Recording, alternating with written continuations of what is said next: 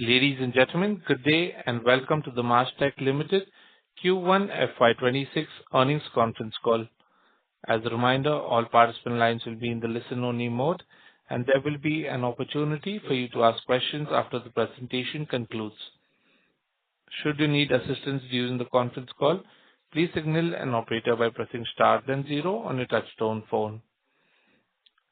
I now hand the conference over to Ms. Asha Gupta from EY LLP Investor Relations. Thank you, and over to you, ma'am. Thank you, Jico. Good day to all of you. Welcome to Q1 FY26 earnings call of Mastek Limited. The results and presentation have already been mailed to you, and you can also view it on our website www.mastek.com. Before we begin, please note that Mr. Umang Nahata, the CEO of the company, is unable to join today's call due to a personal bereavement. To take us through the results today and to answer your questions, we have the top management of Mastek represented by Mr. Ashank Desai, Principal Founder and Chairman, and Mr. Abhishek Singh, President of UKI and Europe. Mr. Ashank will start the proceedings, and Mr. Abhishek will then provide a brief update on the business performance and financials for the quarter gone by, and post that we'll open the floor for Q&A session. As usual, I would like to remind you that anything mentioned on this call that reflects any outlook for the future or which can be construed as forward-looking statement must be viewed in conjunction with the risks and uncertainties that we face. These risks and uncertainties are included but not limited to what we have mentioned in the prospectus filed with SEBI and subsequent annual report that you can find on our website. Having said that, I will now hand over the call to Mr. Ashank Desai. Over to you, sir. Thanks, Asha. Good afternoon to all my dear investor friends and analyst friends. Good day for people outside India. As Asha said, we have an apology due to absence of Umang Nahata, our CEO, because of a very close bereavement, unfortunately, over a weekend. However, we have two of us here who are deeply involved in any case and will answer questions and address you. So if I look back this quarter, I would say it is a strong beginning for FY26 with a lot of expectations, a lot of green shoots, and a lot of initiatives which are fructifying into results at revenue level and profitability level. As you know, we have delivered almost 13.2 year-on-year growth on income, total income in rupee terms, and net profit, of course, grew 28.7% in rupee terms. For operating EBITDA grew 10.8%. These are year-on-year growths, which certainly makes us feel satisfying in terms of our performance. The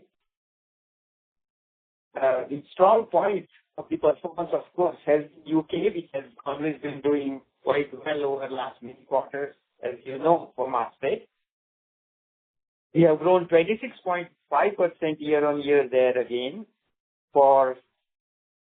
in rupee terms in UK.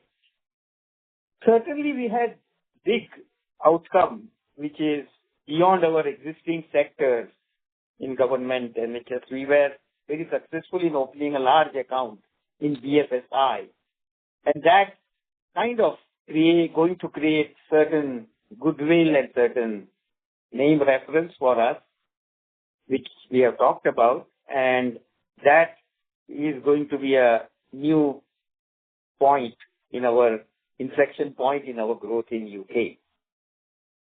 US, of course, we would have liked to do better, certainly, but there have been headwinds in some of our accounts, and some of that did impact. However, when I look at our pipeline and the backlog, I feel happy that we have achieved good order booking this quarter, and pipeline looks quite healthy for future growth. EMEA, of course, has been showing lesser growth because certainly we are now focusing on profitable growth rather than just growth. And Umang is certainly working quite hard in that area, given his earlier experience too in that geography. And that would certainly reflected in some of our numbers in EMEA at a profitability level. But the real good another thing which has happened is, really speaking, AI. We are really feeling very satisfied and very energetic about what's happening in AI, particularly in healthcare. Particularly in US, we have more than 10 accounts where we are presently working various proofs of concept, various areas of AI, Gen AI, agentic AI.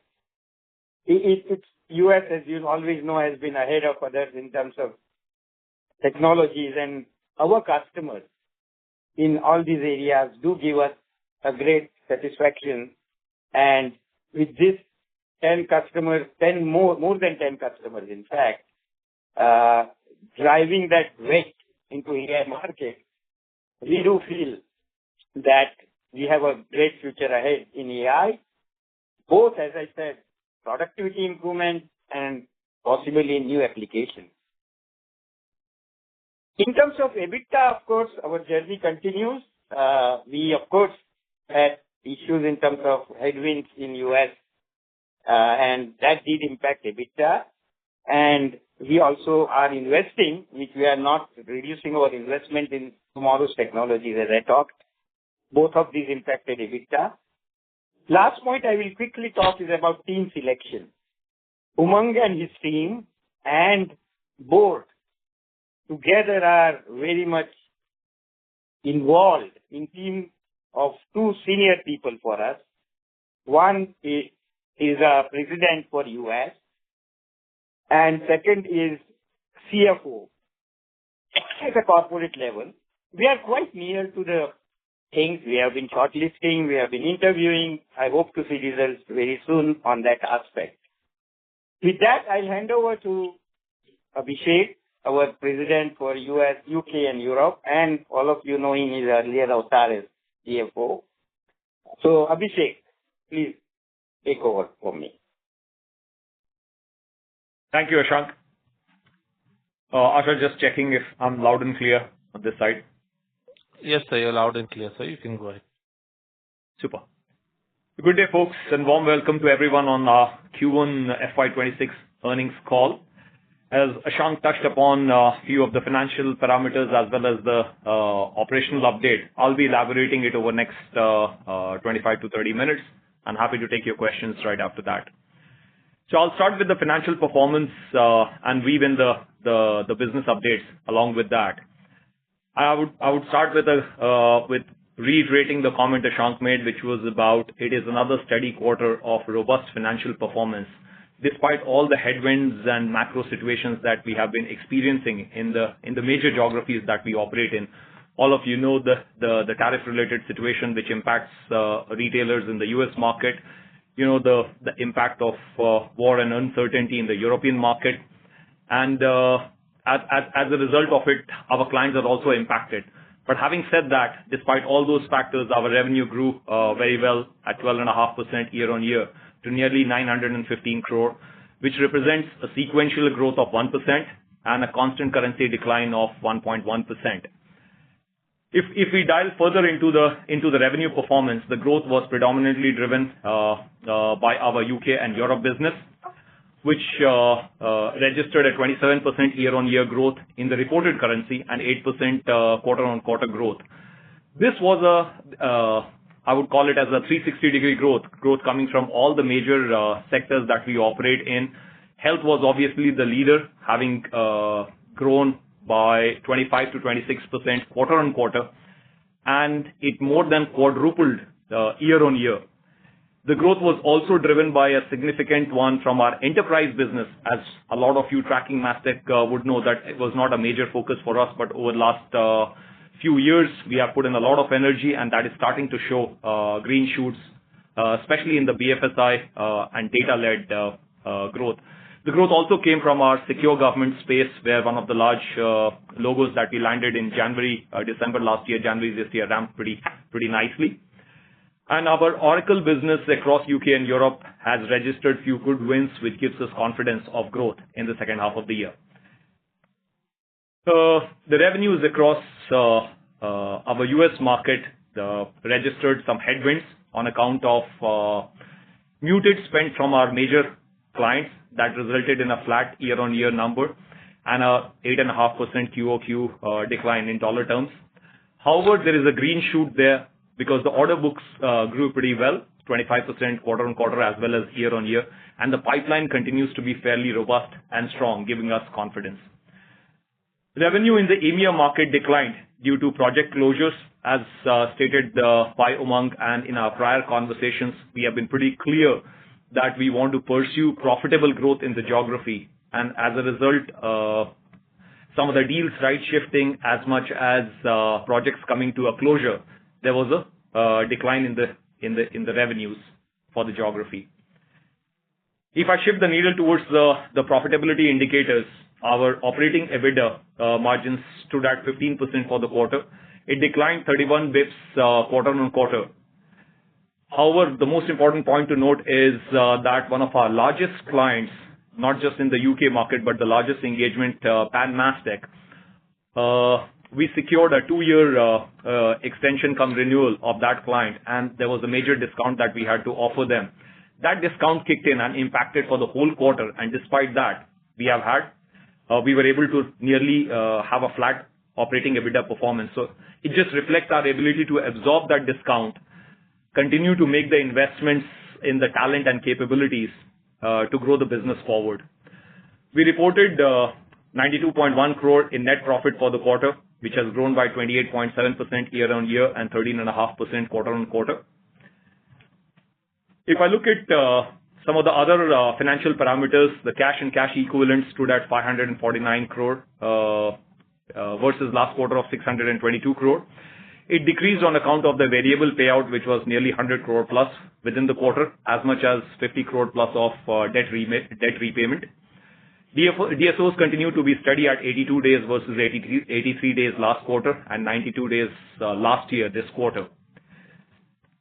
12-month order backlog stood at 274 million, which is 3.5% quarter-on-quarter growth and 5.5% year-on-year growth. So that's the sum and substance of our financial performance. As I shift towards the business performance, I'll start with the geography that I lead and represent at the Mastek level. UKI and Europe business continues to deliver a very strong performance, both in terms of top line as well as in terms of order booking and the pipeline build that we are witnessing. The growth that I mentioned is coming from all the sectors, secure government, healthcare, and private sector. And our Oracle business is definitely seeing recovery led by Europe and UK in that order. The momentum is also coming from the data-led deals and some of the legacy transformation where AI is playing a very pivotal role. In this quarter gone by, we secured a large deal, nearly 15 million plus of TCV, which was an intersection of a financial services, large financial services regulatory organization here in the UK, and it was driven by the data and the transformation of their data landscape. It also saw some renewals and extensions of the major engagement, both in secure government services space, in the NHS space, as well as in the enterprise space. These are all long tenured engagements where client continues to repose significant faith in Mastek and continues to extend its work with Mastek. If I look at the business from a directional point of view, I would like to spend a few minutes and give you the highlights of the spending review. As you're aware that last year we had a new government led by Labour Party. They had tremendous mandate from the from the citizens here. And we went through our spending review, the highlights of which got published a couple of weeks back.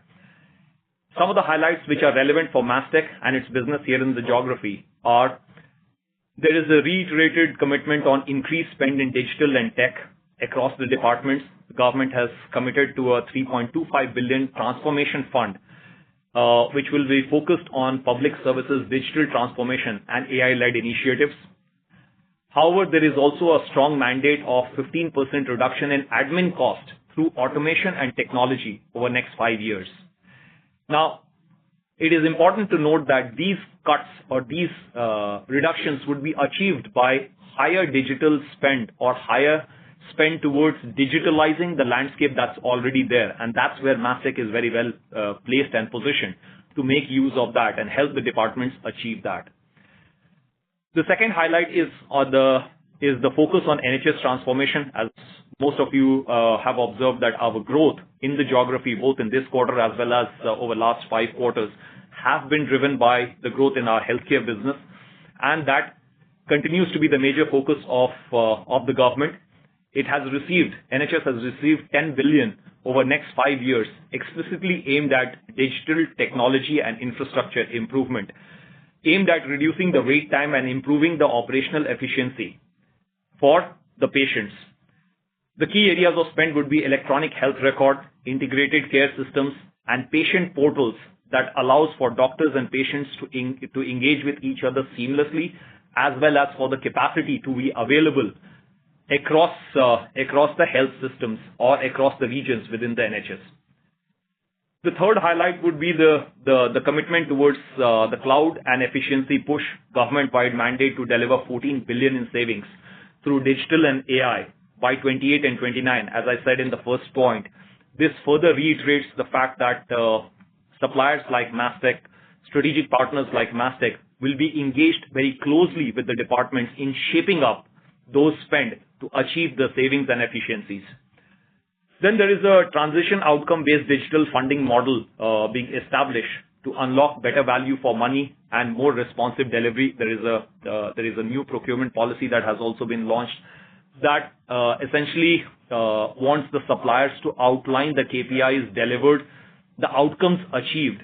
This puts Mastek and suppliers like Mastek in good place because our programs are delivering the value and there are palpable acknowledgement of the government departments as well as from the higher ups at the Crown Commercial Services.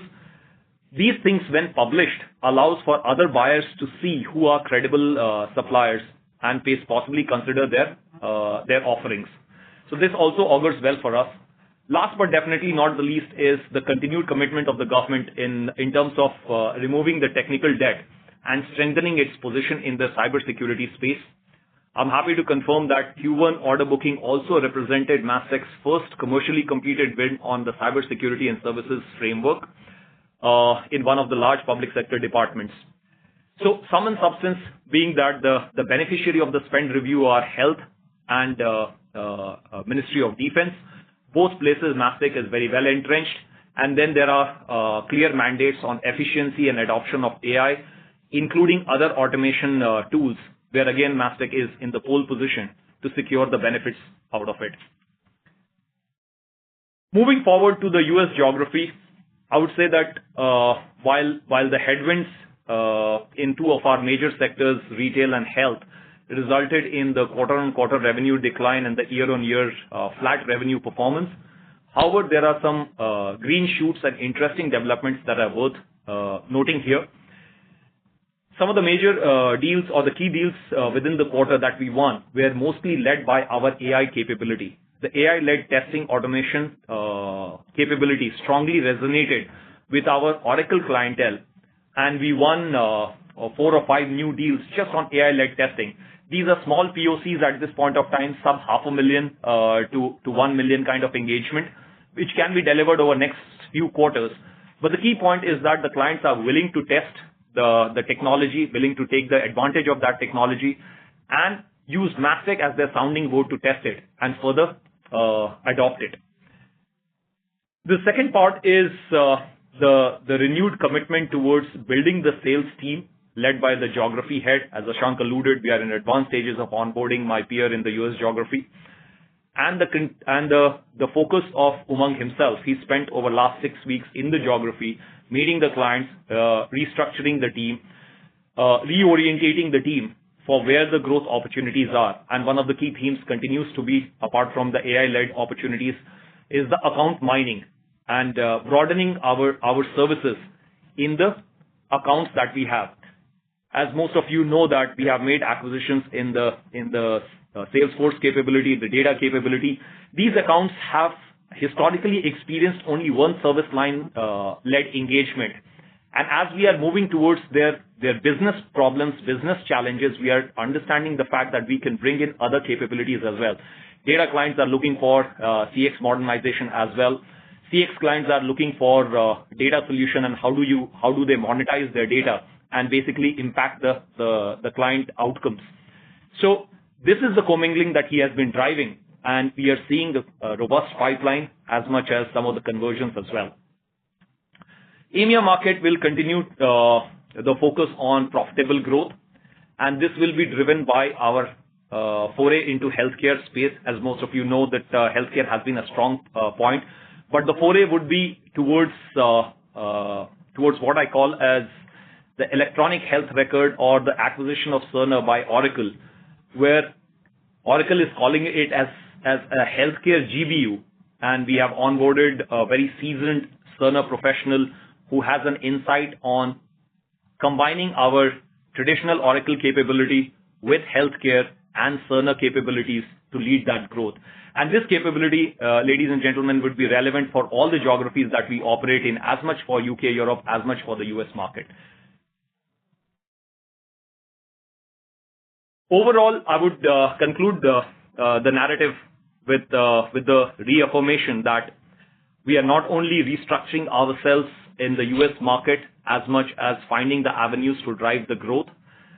We are executing strongly in our UK and European market, following the policy, following the trail where the investments from the government is being directed towards, both in health and in the larger public sector, expanding our enterprise business space with the successes in the BFS space that we talked about.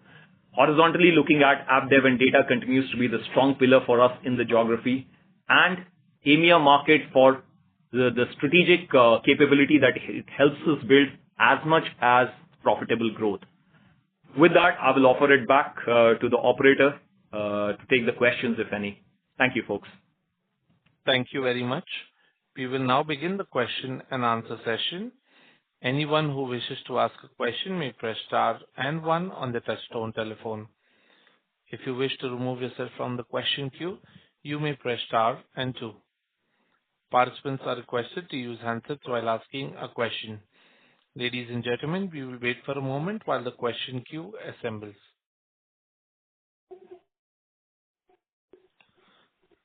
The first question comes from the line of Jalaj from Swan Investments. Please go ahead.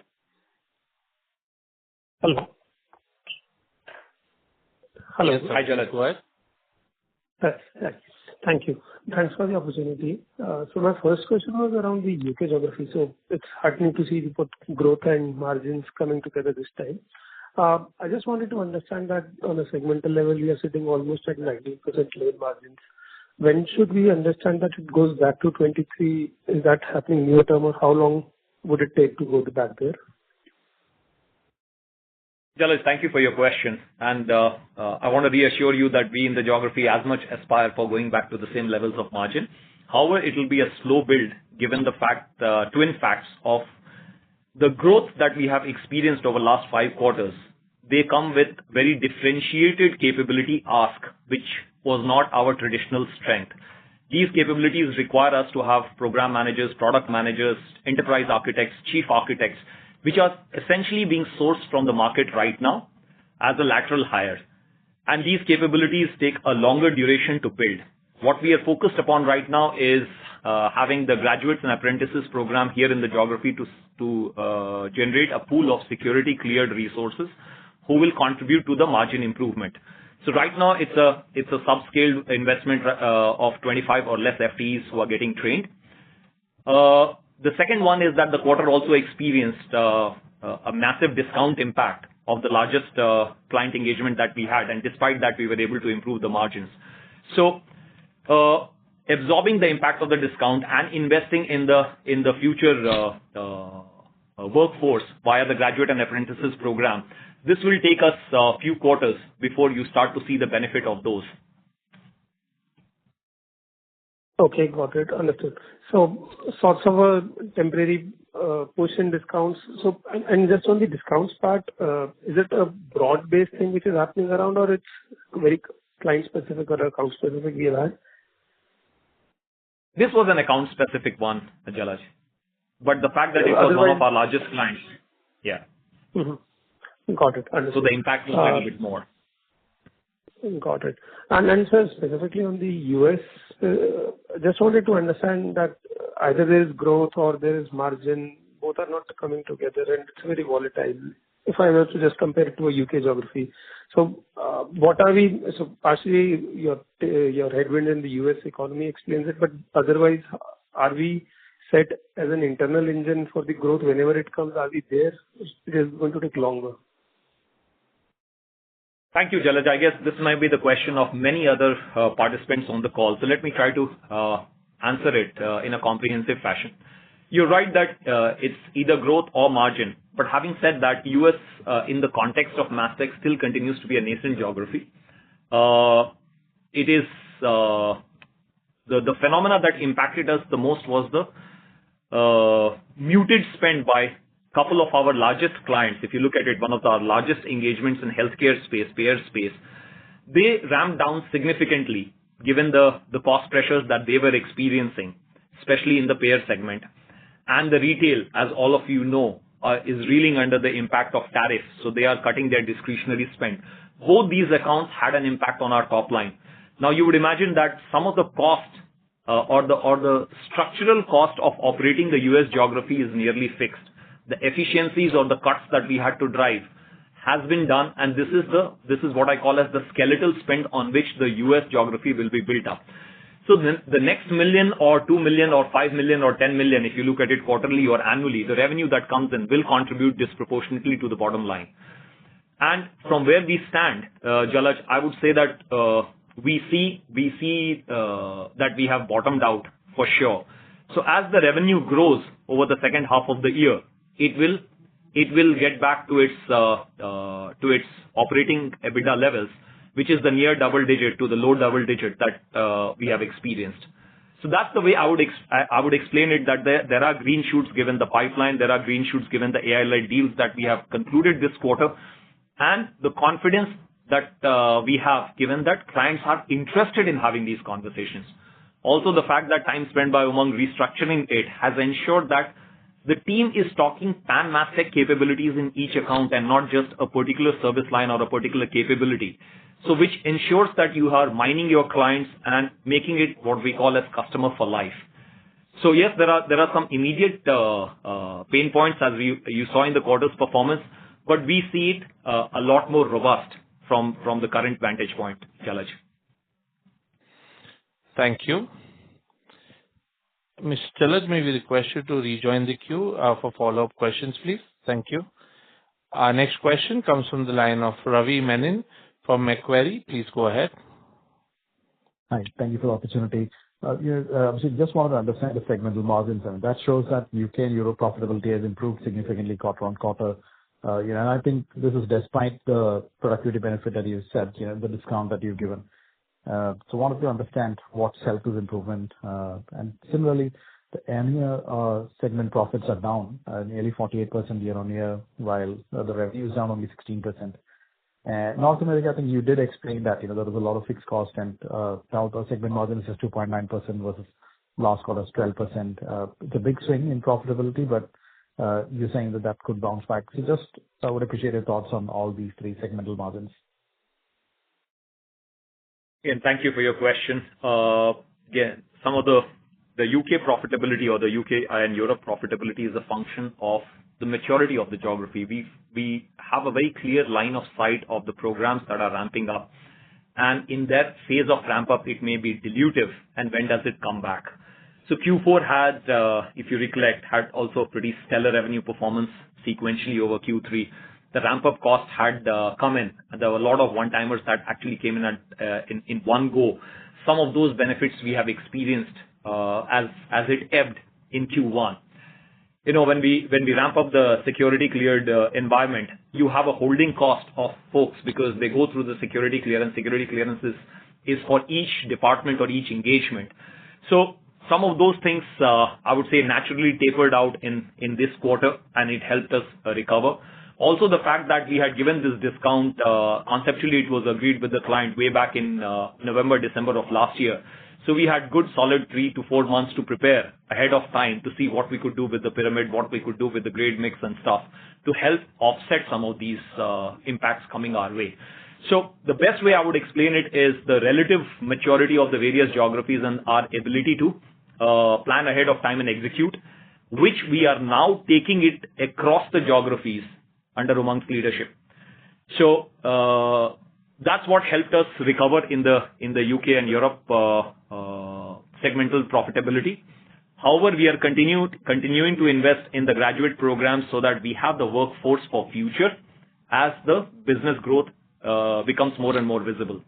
If I look at the US market, what I said in the last query is what I would repeat here, that the revenue reduction had a disproportionate impact on the bottom line, or practically all of that fell in through the bottom line. So as we grow back, and some of it is visible to us in second half of the year, we will see the margins climbing back.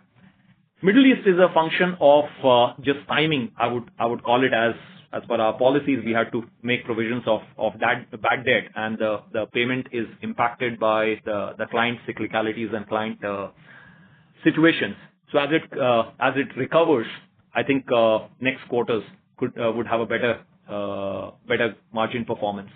Having said that, we are absolutely committed to doing profitable business in the geography as far as Middle East is concerned. Thanks for the explanation, Abhishek. Appreciate that. Just wanted to check about the number of clients, with annual billing more than $1 million. That's come off slightly quarter-on-quarter, but your, 3 million plus, I think that's actually gone up. So is it just some of the ramp downs in the US that's caused this decline in the 1 billion plus tier? That's right. It also is a result of some of the programs and projects rather coming to the natural conclusion, especially in the Oracle landscape when we execute on ERP or HCM implementation or large implementations. As it goes live, obviously the revenue tapers off. So it's a natural phenomenon, and you observed it appropriately. All right. Thanks so much. Best of luck. Thank you. Thank you. The next question comes from the line of Shushovan from Anand Rathi. Please go ahead. Hi, is my voice audible? Yes, sir. Please go ahead. Yes. So, Abhishek, thanks for the opportunity. Just want to understand on the headcount bit. We have seen almost a 13% reduction year-on-year in the headcount and almost 5% quarter-on-quarter. So understand what's the rationale for that? Is it better productivity, or are you seeing higher subcontracting? If you could just throw some light on that would be helpful. Thank you. Thank you for your question. So it's a combination of both. The first and foremost is that productivity continues to be one of the major levers of margin stability as well as margin improvement. So yes, we are very, very focused on that one. And the second one is the nature of the engagement gives us very clear idea of where the workforce is required. If the growth in the UK Europe market, as you see, is coming from security cleared landscape, even in the BFS space, we are dealing with a lot of large regulators who have security cleared environments. So you have to orientate your workforce towards the demands that are coming in. So your observations are appropriate that yes, it's a combination of both.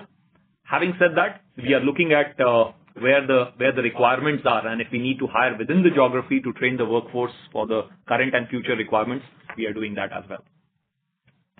So if I construe that correctly, is it primarily in the UK, or are you seeing this headcount reduction in the US geography?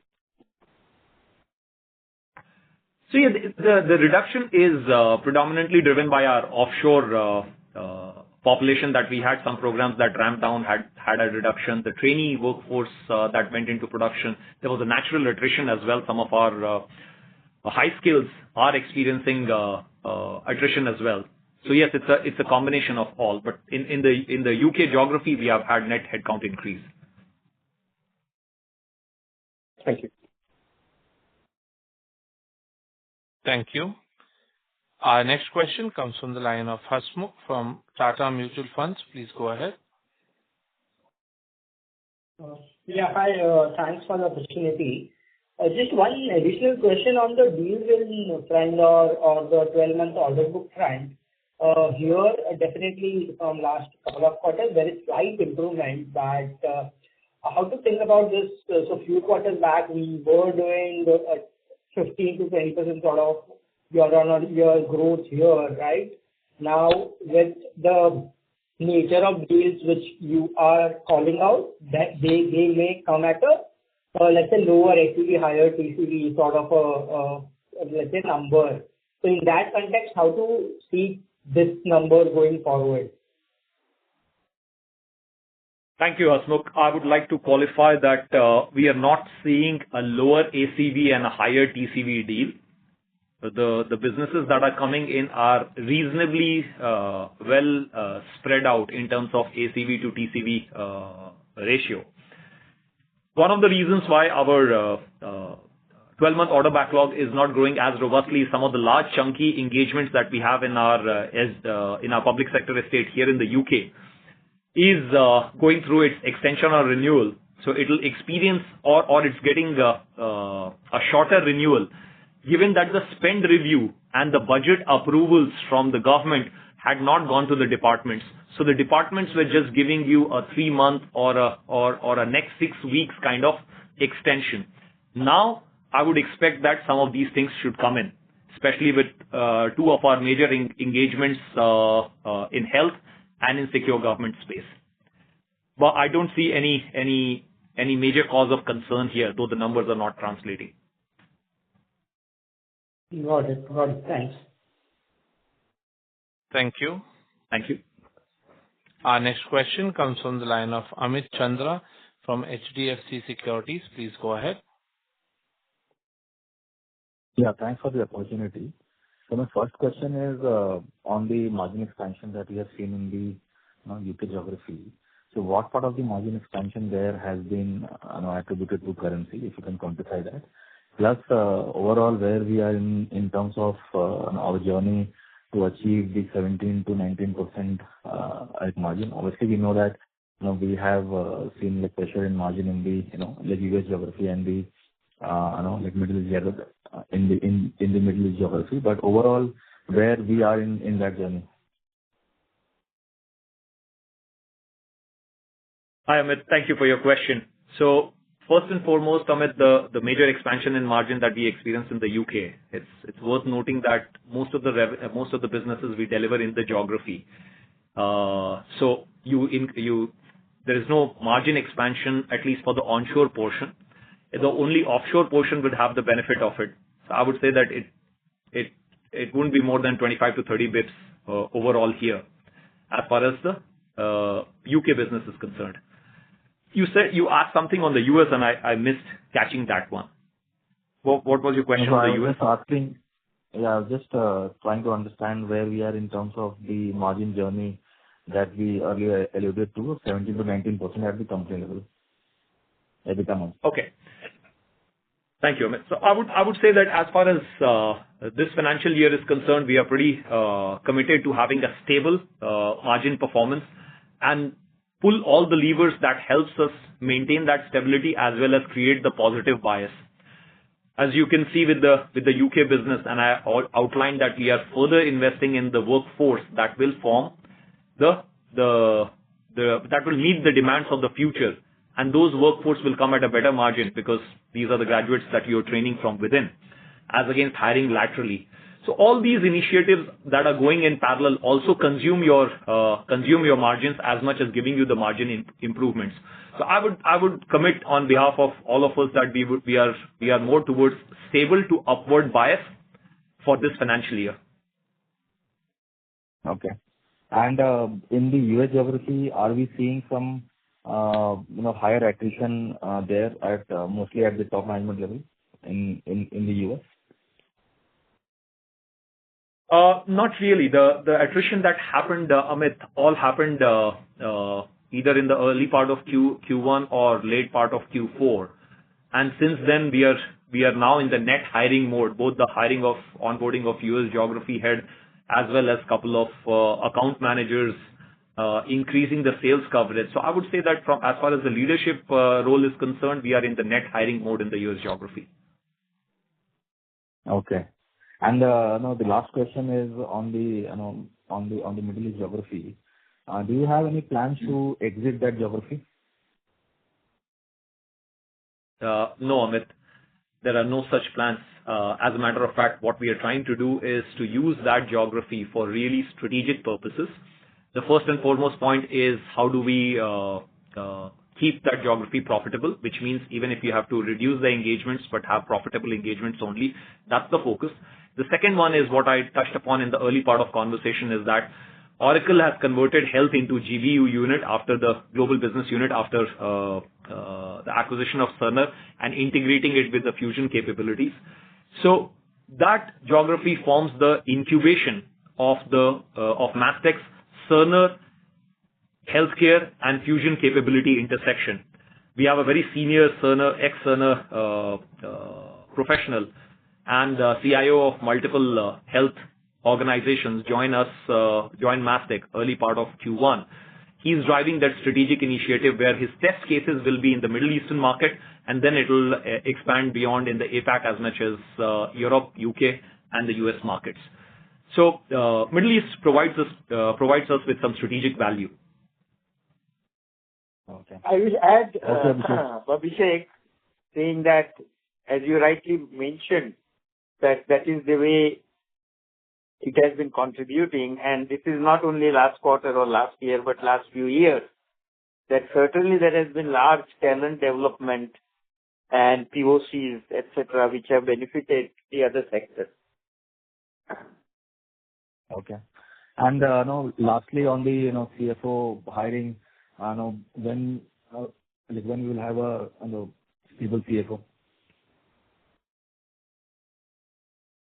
So I'll take that on behalf of Ashank and Umang, Amit. That the first and foremost is that the process is really active. As you would guess, we had the shortlist from the earlier round as much, and then a few others that Umang's looking at.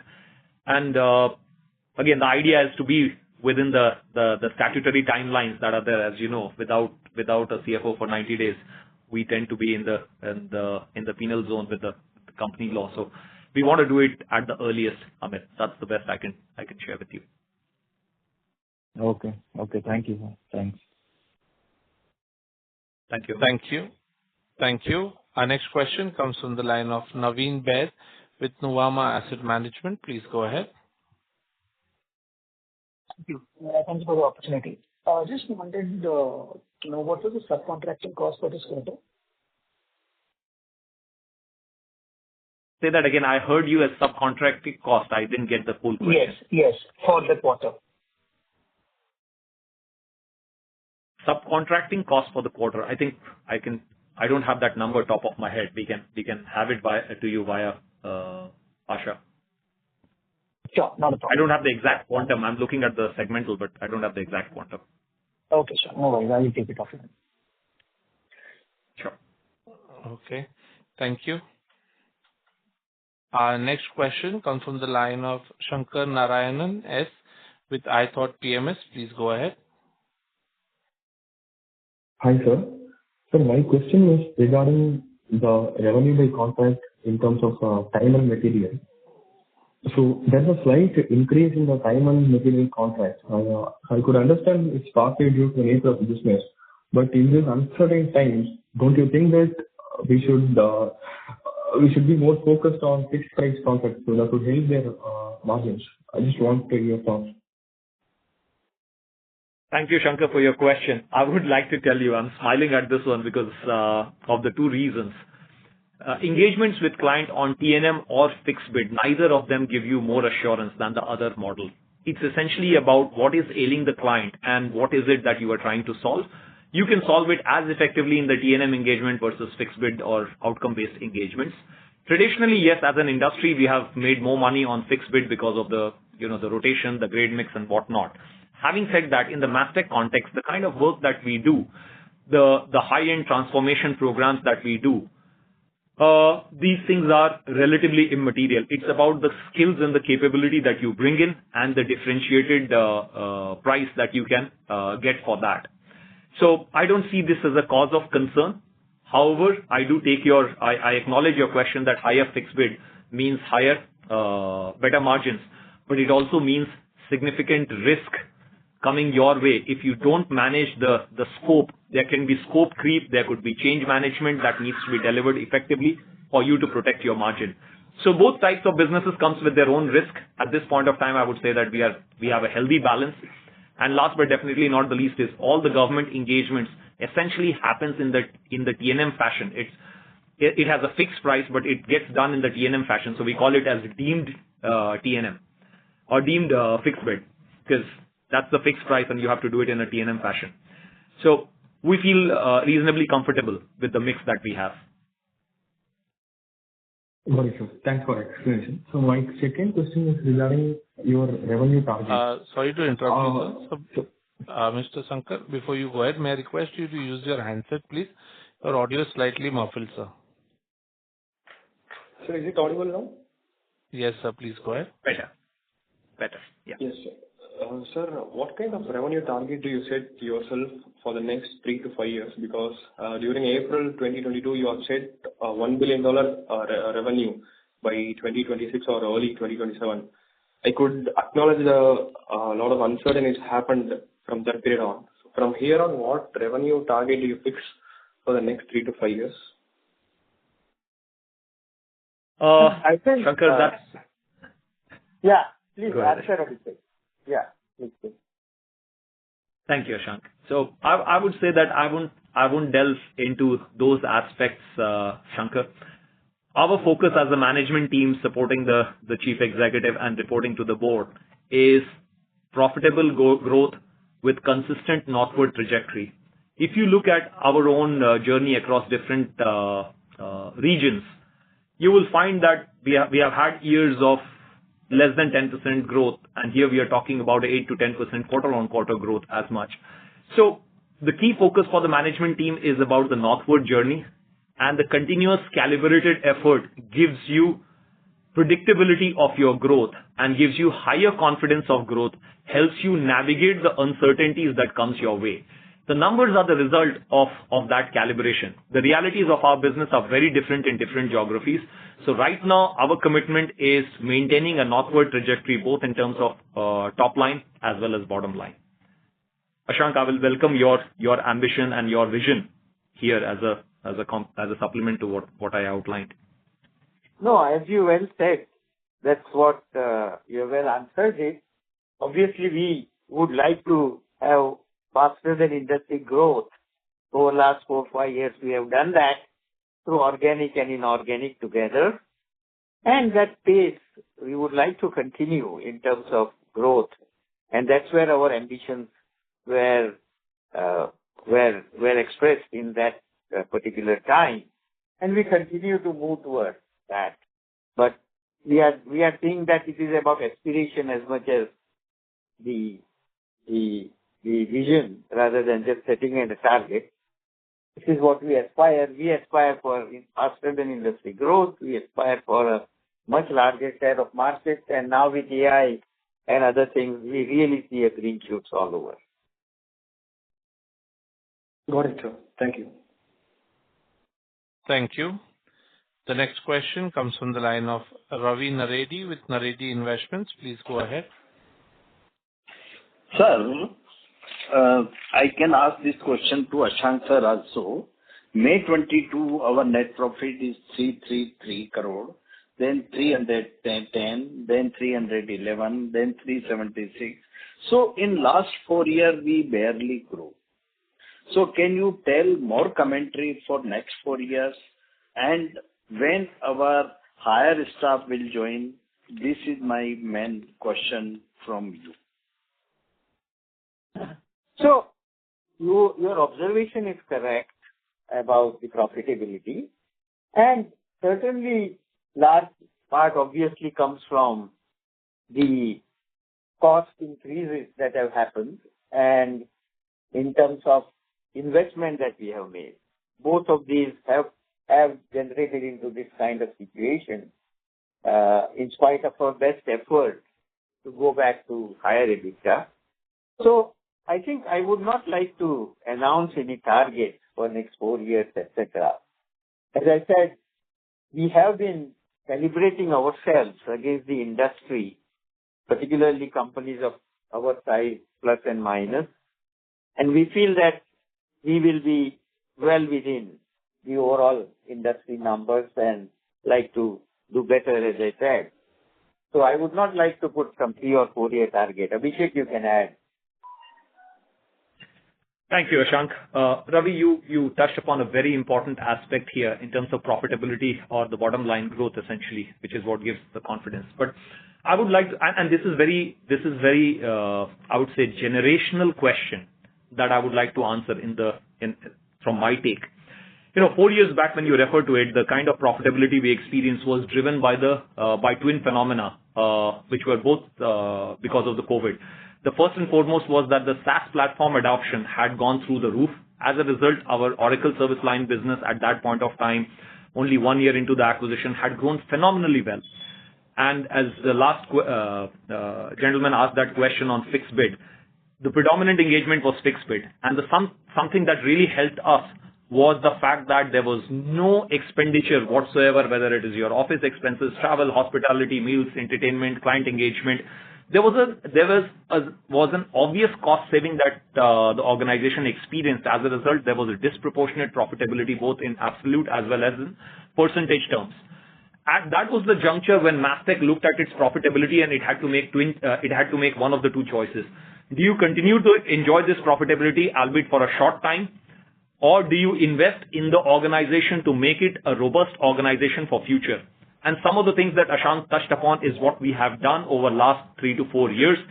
Things like service line capability, things like your marketing coverage, the various forums in which Mastek participated to demonstrate its capabilities. As a result, clients and prospective clients had the confidence to engage with Mastek. The deal that we did with one of the large regulators here in the UK in the BFS space this quarter in Q1 was a testament of their ability to understand and appreciate what Mastek has been doing in the UK for the last 3 decades. But we were an insular organization, not engaging with the market, not doing enough on the marketing side, not spending in the technologies that were emerging. All of these things required Ravi to make an investment, and that has made your organization more robust, made your organization more resilient, but it has come at the cost of margins. And as some of our geographies mature and reflect the maturity journey of UK and Europe, you will see some of those things coming back. Whether it was Amit's question of when do you get to 17 to 19%, or some of the other investors asking the same question. My take on it is that we have made the investments, we have right-sized ourselves. There is an ownership of turning around the US geography. There is continued execution on the growth opportunities here in the UK. We are using the EMEA market for incubation of new technologies. And as we come in more synchronized under the current leadership, you will see the benefits of it coming in. Well said, Umang. I will only add to say that please remember that the revenue multiples that we had over the same 5 years in terms of X number of times our revenue didn't happen unless we invested, as Abhishek said, in marketing certainly and technologies and service lines. One example of marketing is the kind of ratings that we are presently getting. As you know, we were top 5 player in Oracle Cloud implementation globally, according to Everest. Top 5 globally. And that is the kind of ratings we were never having any time earlier. There have been similar reports on various agencies in ISG, Gartner, etc. So some of this effort has been towards revenue growth. And that requires some investment. Thank you. Right. Thank you. Thank you, sir. Thank you. Our next question comes from the line of Harsh Chaurasia with Vallum Capital. Please go ahead. Thank you for the opportunity. Just one question. So sorry to interrupt you, sir. So your audio is not clear. May I request you to use your handset, please? Audible now? Yes, sir. Please go ahead. Yeah. So thank you for giving me this opportunity. So I had one question. If I see the growth of Mastek from an incremental revenue, absolute number, the majority of the growth has been polarized towards the top 5 clients. But if I see 6 to 10 or even the non-top 10 clients, the growth has been very muted. So I wanted to understand, at the same time, like when we see the $1 million client addition is going up significantly, how are we going to do the account mining side, and what are the investments on the sales side and even on the capability side we are doing? Because now we have created a very good base of clients which can be scaled up further in next 3 to 4 years. So I wanted to get an idea on that. Abhishek, I will answer that question. If you look at our top 5 clients and top 10 clients in terms of ratios from Q1 24 to Q1 26, yes, there has been increase in few percentage points for top 5 clients. However, top 10 clients also have grown up. So I agree that we are constantly working today on expanding the deal sizes in Oracle, in Salesforce and other areas. And some of that is reflected in some of our top 15, 20 customers moving up in terms of revenue per year. So idea is that we would rather have smaller number of customers than what we even have in terms of revenue and increase the revenue per customer. That has been the strategy, because as we start with Oracle and Salesforce, particularly line, the revenue per customer is quite low. But now we are doing managed services. We are offering other services in those clients. All of that, what we call as account mining, is resulting into that movement towards a larger revenue per client. So I think it is a positive direction in which we are moving. Got it. And just one more question, sir. If possible, if you can give us this number, Mastek wallet share in the top 6 to 10 clients bucket, and as well as the non-top 10 clients, just a broad approximate number for Mastek wallet share. No, with wallet share you are talking. Yes, yes. I don't think we have that data readily available. No, Ashank, I can give some. Abhishek has some data, I'm sure, for UK. Yeah. Thank you, Ashank. So I think there is tremendous headroom for growth would be an understatement in each of those top 10 engagements. Because if you look at it, some of the engagements would definitely be with the central government departments. They are spending in the 300 to 400 million pounds annually in the addressable technology space, where our revenue share would be less than 50 or 30 in certain cases. So I would say there is an X factor of growth opportunity in those spaces. And that's what we are enhancing our capabilities to kind of secure. Got it. Thank you. Thank you very much. Thank you. Our next question comes from the line of Jayshree Bajaj with Trinetra Asset Managers. Please go ahead. Hello. Thanks for the opportunity. My question is, as you have mentioned, that you are still planning on increasing the headcount, so and many more investments. So, what kind of capex figure I can expect by 26? What is the question? Sorry, I couldn't get that correctly. What capex figure we can expect for the FY26? Capex, you are talking. Yeah. So capex would not be anything out of the ordinary, Jayshree. In our business, we are usually asset light. If you look at it, it still pretty much is a hybrid working model. It's work from home, work from office few days a week, so the physical capacity doesn't need any expansion at this point of time. Every headcount increase comes with the standard of, the laptops or desktops and stuff, which is nothing major. It's in the ordinary course of business. So sum and substance would be, I wouldn't say that there is capital spend other than replacement capital spend or CapEx refresh. We don't see anything out of the ordinary. Thank you. Ladies and gentlemen, would request participants to limit to one question per participant.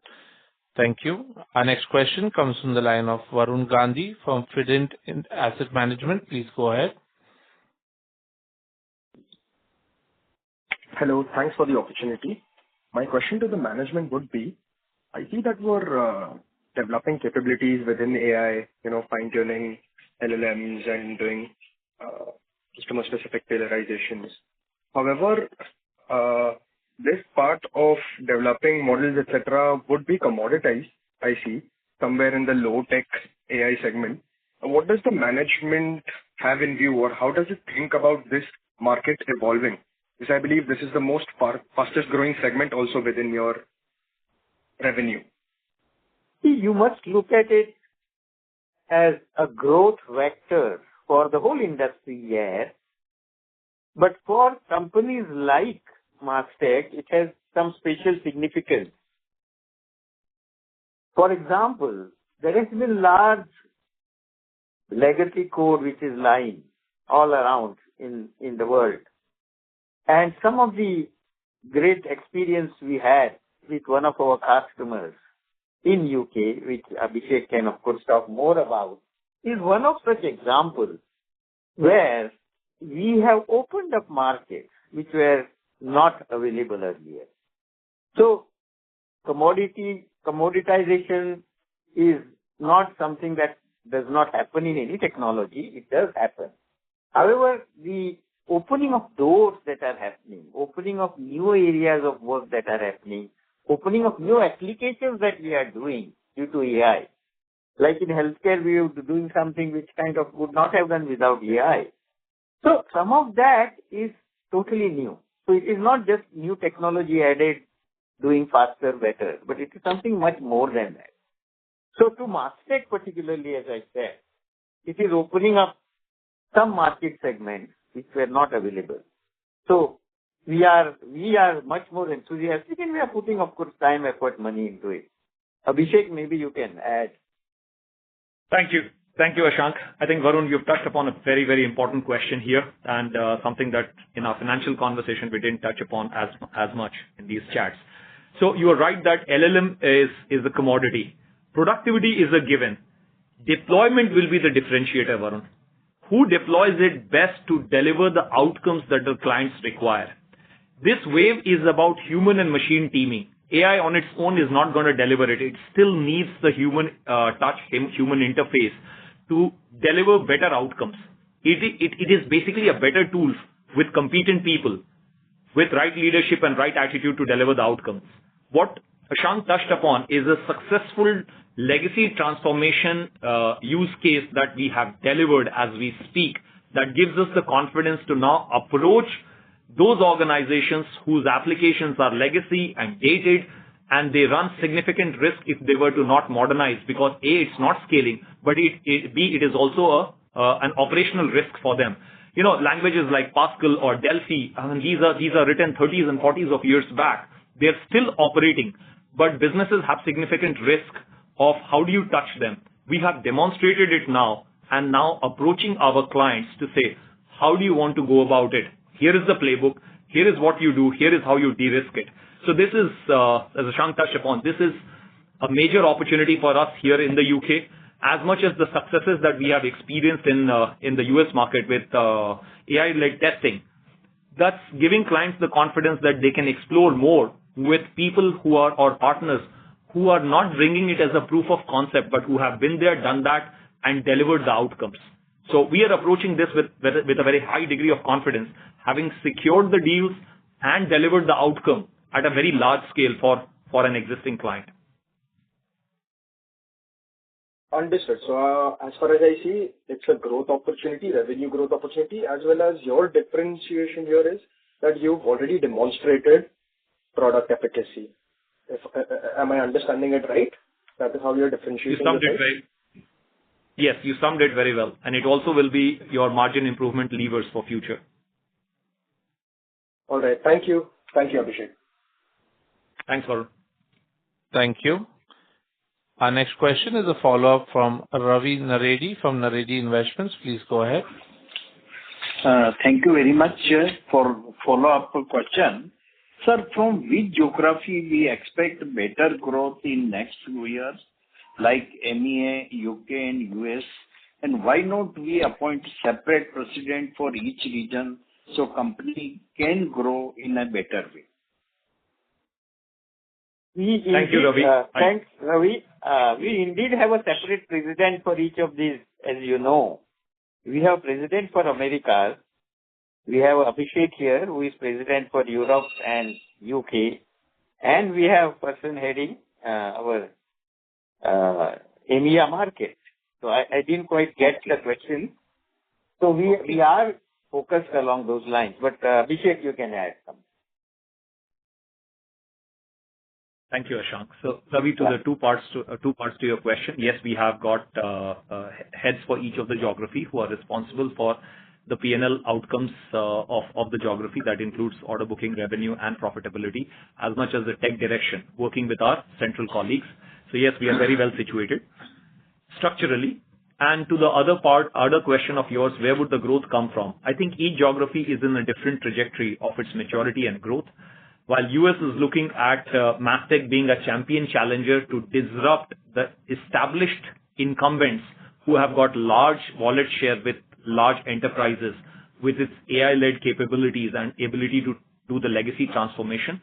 So it will experience a different growth trajectory compared to UK and Europe, which has got an established and a large base and is right now firing on 3 of its 4 cylinders of public sector, enterprise business, and healthcare, and looking to grow its Oracle business as much. Middle East will continue to grow responsibly, using the geography to incubate new capabilities as much as having profitable growth. It is also looking to grow in the Australia-New Zealand market, which behaves like matured Western markets, which has the same billing rate and offers same degree of profitability compared to the Middle Eastern market. So strategically, Ravi, we are very clear and executing on it. But thank you for bringing that focus. Thank you. Thank you. Thank you. Thank you. Our next question is a follow-up from Jalaj from Swan Investments. Please go ahead. Yeah. Hope I'm audible. So I had 2 questions. First is around order book. So I've seen that the order book after a long time has passed the 260 million quarterly run rate after a long time. So first of all, what sort of visibility or clarity can we expect, or are you seeing that F26 should be better than F25? That's first question. Directionally, I'm not aware of absolute numbers. And secondly, I see that the headcount is reducing, but over the last 4 quarters, but people cost is increasing. So how should I get a sense around it? Thank you. Thank you, Jalaj. So order booking confidence, yes, directionally we endeavor to deliver a higher order booking, which is what will pave way for FY27 and FY28 growth. You know, it's the biggest lead indicator that all of you and for us in the business we look at, and that's what we are endeavoring towards. The second one that you asked about was the net headcount is reducing, yet the manpower cost is going up. You're right, because it is also about the mix changing. A lot of the new programs have ramped up in onshore geographies where the cost per FT is significantly higher compared to the offshore. So that's what is driving your the dichotomy that you're observing. Understood. So the sort of order book we are right now sitting in, are we very comfortable? Because I'm just trying to understand specifically from a US geography. UK is running on full throttle engine. US, do you feel the GTM is in place? Still there is a lot of to be done there, or how are we going around it? Because US and UK, I guess, are very different in the terms of the end client we are serving, and therefore the GTM what we have to approach it. True. So US, no, we are not satisfied with the order booking that we have secured, though it is still a 25% growth from the last quarter. but it's a small base. So I would agree with you even before you asked me that percentages really don't matter. Yes, we are looking for a higher order booking quarter-on-quarter rhythm from the geography, and as we get the geo head, I think that will follow its cadence. Couple of other key roles have been onboarded, and we feel that it's getting into the rhythm. UK will continue to... Yeah, UK. Thank you. Yeah, please go. Please go. No, please go. No, I said the UK will continue to pursue the mid-size as much as large deals, in addition to its operating rhythm right now. Got it. Looking forward to see the growth coming to US geography also. And best of luck. Thank you. Thank you. Our next question comes from the line of Sameer Dosani with ICICI Prudential AMC. Please go ahead. Yeah, thanks for the opportunity. So just to clarify, US has bottomed out, but growth, when should we think about? Is it like H2 you mentioned in some other comment? And also UK geography, I think there is 9% quarter-on-quarter USD growth, but I'm sure there is a lot of cross-currency tailwind. So what is the CC constant currency growth here in UK? If you can just clarify for me. And like, when should we think about growth in UK geography from here? Thanks. So, I mean, you can shave off 100 bits possibly from the currency point of view.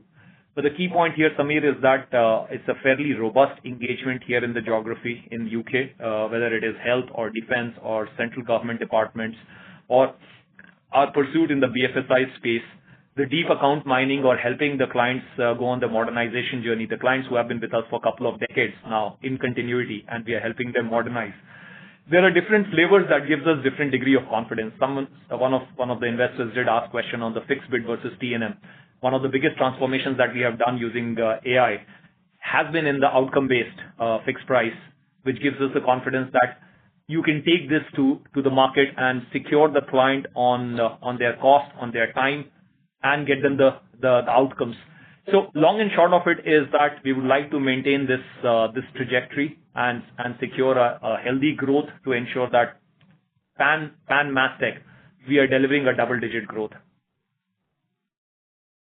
Okay. So this year also double-digit growth is possible, you think, like for us, or how to think?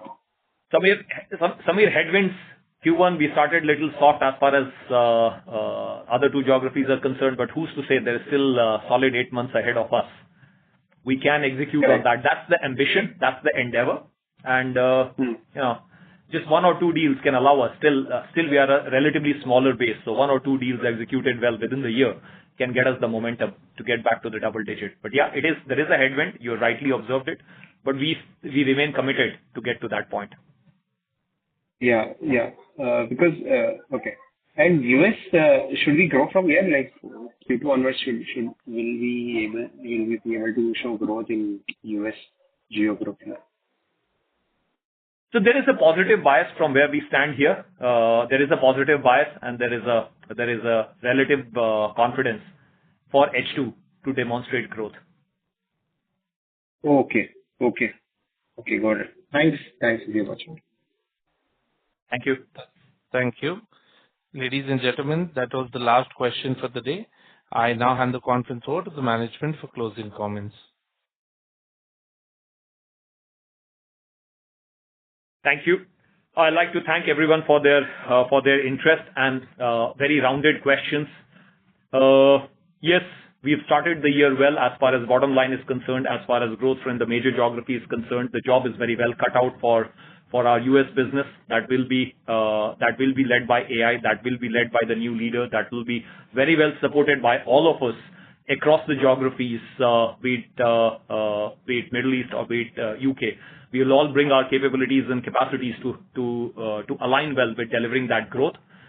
And the sum and substance of this quarter and our directional journey for the year and times to come is to maintain a positive bias, maintain an upward trajectory, and deliver a predictable and consistent financial performance for all of us.